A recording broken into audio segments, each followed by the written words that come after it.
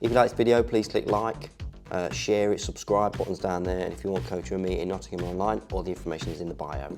How you doing all right? So I've done a few long videos recently, so I'm going to do a short and sweet one.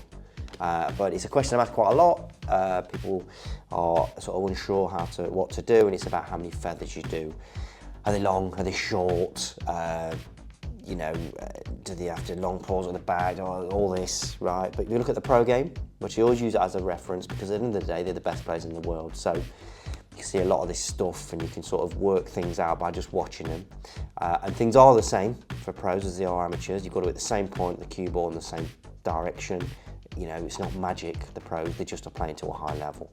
So how do they do it? Well, I think people are going about it the wrong way. I think the advice being told to do it this way or that way is not helping.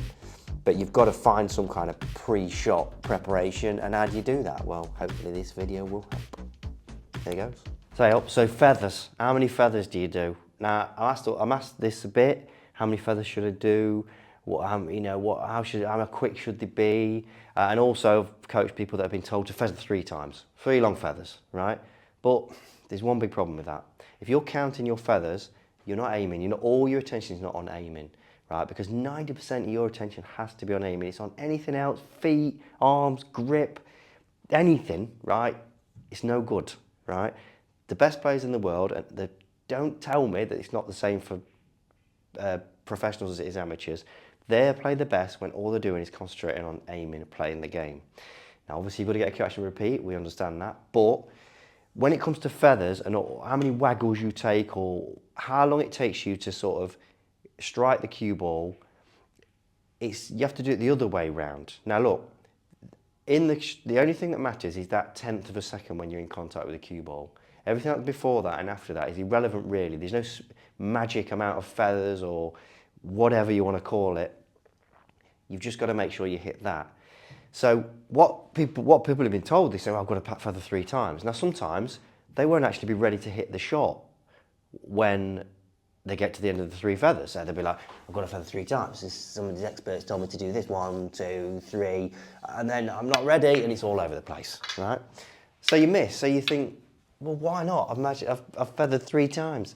So instead of trying to pick an amount of feathers or whatever you want to call it, do it the other way round. Focus on a consistent aiming, so you're checking those points all the time, and eventually you will find an amount of feathers or whatever pre-shot sort of preparation that suits you, because there are players that aim quicker. So Xingtong, Tepchaya, and Nu, obviously it takes them less time to aim than other people, like Jack or whatever, but some players take longer. So what that means is, if you ask Tepchaya or Xingtong to feather 3 times, actually slowing them down. But then they're all, like I say, there's other players that want to have formal waggles. Now, take me for instance, right? I'm not counting my feathers. I'm sure there's an average amount of feathers that I do, but all I'm doing is aiming. So let's see how many feathers I do. I don't even know. So I get down, right, and I'm ready now, and then I'll go. Right, so it's probably 3 or 4 for me, but I'm not thinking about 3 or 4 feathers, I'm just aiming. And like I say, you will find your own rhythm and your own cue action.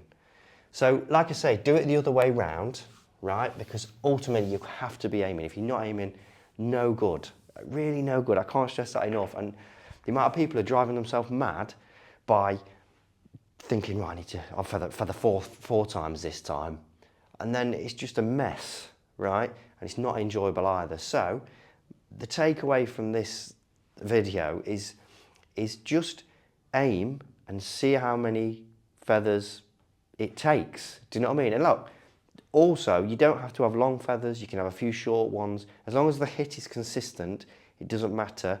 You look at Ronnie O'Sullivan, he's not got a consistent amount of feathers. He's a few prods at the white and he hits it when he's ready. Trump, he's got a very consistent one actually. He's sort of the same, but he's probably not thinking about that. He's just aiming. So, like I say, work out your aiming and your feathers will find you, like this.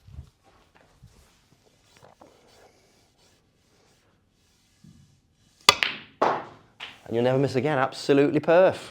So there you go. I think people do it the wrong way around, basically. You can't choose, don't choose a cue action. The cue action will choose you.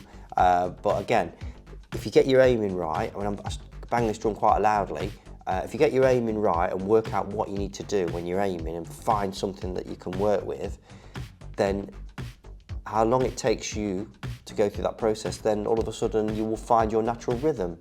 But if you're doing it the other way, trying to find a rhythm before the aiming, it's just a bit of a mess. You'll be hitting balls when you're not ready, or when you've been ready. You don't take any longer than you need, but if you do that 3 feathers process, because you've been told.